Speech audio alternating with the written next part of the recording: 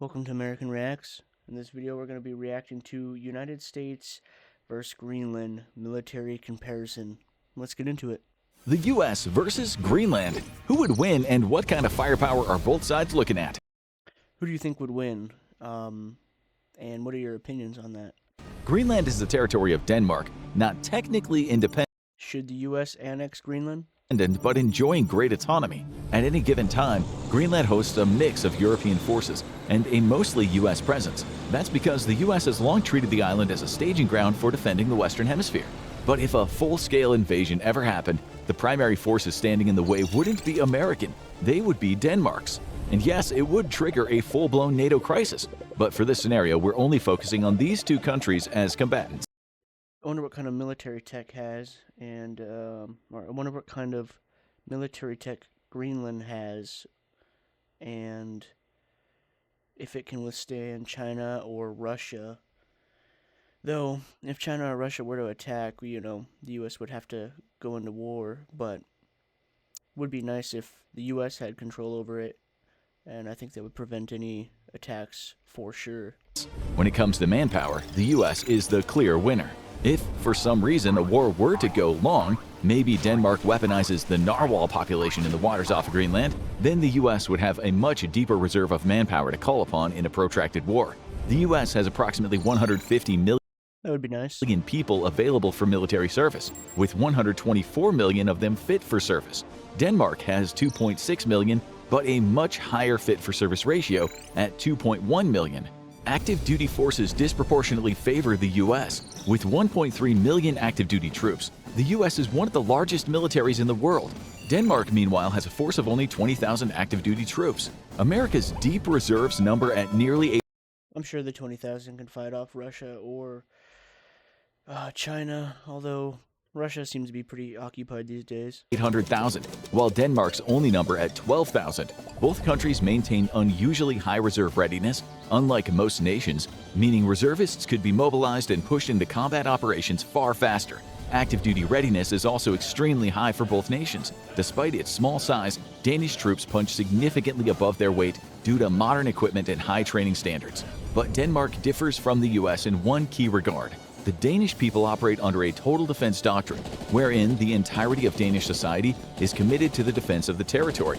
Thus, a total Danish military response would see the recruitment of as many as 40,000 additional personnel, including police forces from Denmark and Greenland, the Home Guard, and the Danish Emergency Management Agency.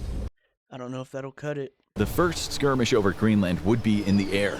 The United States brings just over 13,000 I also wonder how much American tech the Danes rely on. aircraft to the fight, while Greenland only brings 117. Of those numbers, nearly 1,800 are fighters on the US side, with 31 on the Danish side. Though most of Denmark's fighters are now F-35s, while the US would still be bringing mixed fleets to the fight. Initial losses could I wonder who makes the F-35. disproportionately favor Denmark, despite overall air victories for the US. Any rumor of secret backdoors and an export model of the F-35 is ridiculous. A vulnerability like that could be exploited by an adversary, and if it were ever discovered, it would permanently undermine trust in the exporter and kill future sales. The US would have to knock out Denmark's F-35s the old-fashioned way. Mobility is what really wins wars, not firepower. The U.S. has invested in the world's largest air mobility fleet, allowing it to quickly transport equipment, supplies, and personnel anywhere in the world. With 918 transport aircraft, U.S. forces would be very well supplied as they land on Greenland. Oh yeah, we could definitely, well, we already have a forward operating base that we could use, so we just have to create a supply line. While Denmark has only 4 dedicated large cargo transport aircraft. As the U.S. proved in its raid in Venezuela, special mission aircraft are critical Maduro. to the success of modern military operations. This includes everything from air traffic control and warning to electronic warfare. The U.S. excels in this arena with a fleet of 647 special mission aircraft packed to the brim with cutting-edge technology to shut down enemy awareness and communications. Denmark, meanwhile, only operates 3 maritime patrol aircraft. Denmark has no independent AWACS aircraft vital to modern air combat operations, but is aggressively pursuing the capability as it looks to move away from utilizing shared NATO AWACS aircraft. In case of conflict with invading Americans, it's unlikely NATO would release This is starting to look like an unfair fight. those aircraft for Danish use or support Danish forces with them. Unmanned aerial vehicles, or UAVs, are increasingly important in modern war, and the US operates a large fleet of hundreds of different-sized UAVs. Denmark, meanwhile, is only now starting to add to its arsenal of larger-body UAVs, with 4 MQ-9s on order from the US. A Greenland invasion would have some similarity to the Venezuelan raid in Caracas, which means that helicopters would play a vital role. The US operates nearly 6,000 helicopters against Denmark's 34, and fields just over 1,000 attack helicopters versus none on the Danish side. A lack of attack aviation would significantly diminish the ability to defend against US forces performing an amphibious landing, while US attack aircraft would be available in quantity to deliver close-in fire support. Also, do you think if the U.S. were to take Greenland, if the rest of NATO would step in, you always hear people say, oh, well, then that would be conflict with two NATO nations, but I don't ever see anybody bringing up like Greece and Turkey, considering they always have arguments and are fighting each other all the time, and they both happen to be NATO nations. So, what would you think about that? Do you think the rest of Europe and NATO would step in, or do you think they would just be mad for a generation, and the U.S. would still annex Greenland regardless? Despite air defense threats, an invasion would inevitably mean a confrontation between armored vehicles. The U.S. operates 4,600 tanks versus Denmark's 44. Both nations' tank forces are very modern, with Denmark operating the Leopard 2, which has shown exceptional performance in Ukraine against superior Russian numbers. The Leopard 2, however, has never had to take on the American Abrams. Regardless of its performance, it's clear U.S. numbers would be overwhelming. When it comes to armored mobility and support, the U.S. fields nearly 400,000 That would be an interesting battle. armored vehicles, ranging from the less capable Strykers to Bradley IFVs. Denmark operates nearly 4,000 armored vehicles of its own, relying on the Swedish-made CV-90, the Swiss-made Piranha 2C and Piranha 5 for protected mobility.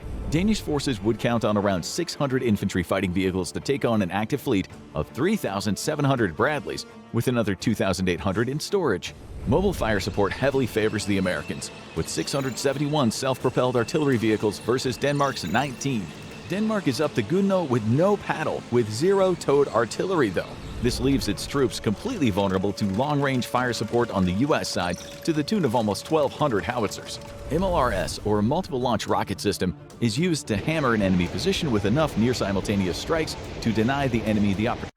Man, that's a lot of firepower. Yeah, $1 trillion military budget versus, I don't know what Denmark's budget is. To seek cover. They are devastating against unprepared enemy formations. I think maybe like 50 billion. And the U.S. fields a force of 641, which were used to apocalyptic effect against Iraqi Republican Guard forces in both invasions of Iraq.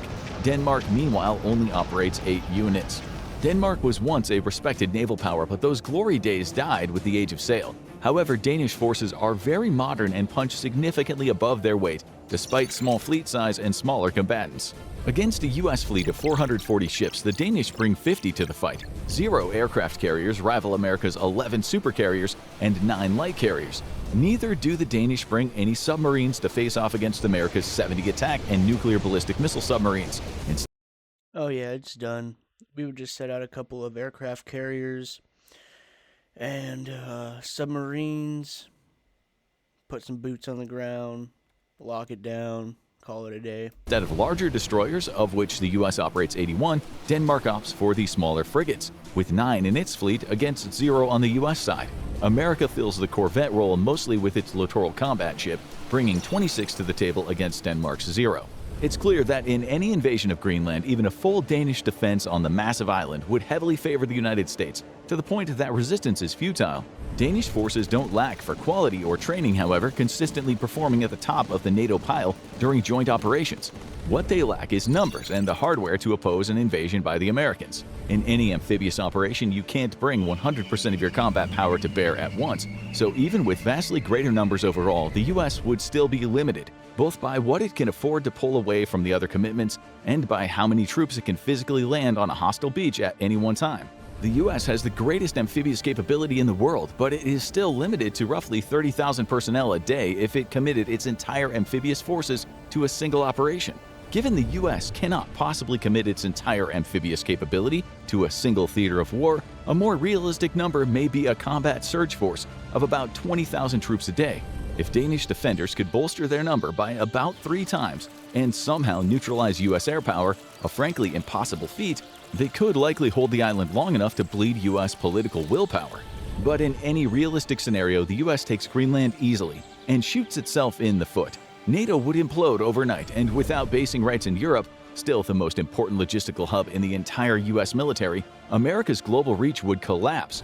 The US would degrade from a global power to a regional one, with entire parts of the world effectively cut off unless it relied on something close to orbital logistics. Now go check out This Will Happen If the US Pulls Out of NATO Day by Day, or click on this video instead. Yeah,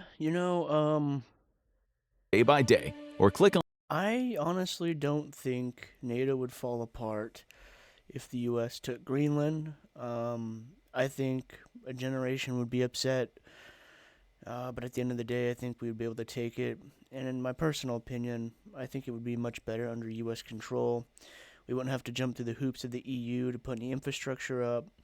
And I think places like China and Russia would be totally blocked out at that point, because I know China has tried to make deals with Greenland for ports and whatnot there.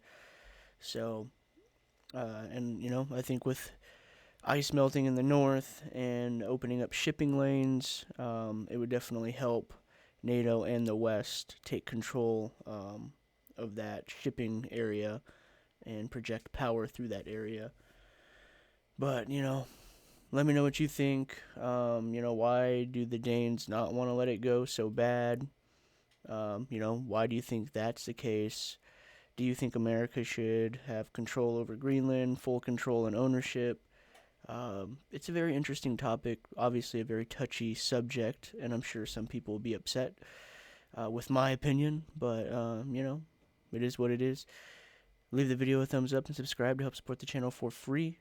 Go ahead and check out the infographics if for some reason you don't know about them. If you want to watch this video, the link will be in the description below. Catch you guys in the next one.